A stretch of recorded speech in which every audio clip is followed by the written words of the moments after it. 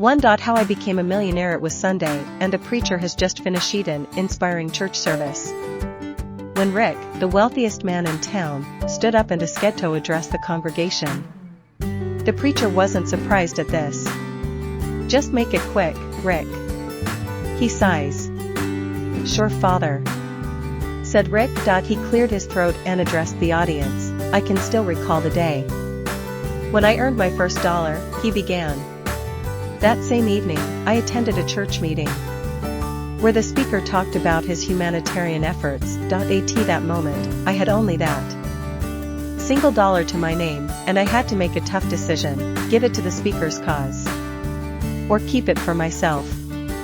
I chose to donate it all, and I truly believe that God blessed that decision.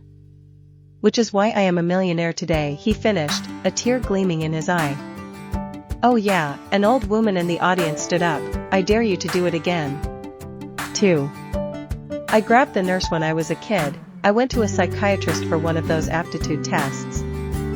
On the desk, he put a pitchfork, a wrench, and a hammer, and he said to the nurse, "If he grabs the pitchfork, he'll become a farmer. If he grabs the wrench, he'll be a mechanic.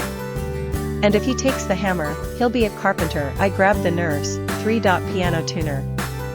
A piano tuner was called to a nightclub to tune the piano. He was at it for 5 hours. But the bill only came to £3. The manager said, "Is that all? How come you worked for 5 hours to tune the piano and you only charge £3? He said, "What? 4. A dog bit a chunk out of my leg the other day. A friend of mine said, "Did you put anything on it?" I said, "No, he liked it as it was." 5. A lampshade. My wife does her own decorating, but she overdoes it. The other day, I opened the fridge, and there was a lampshade on the light bulb.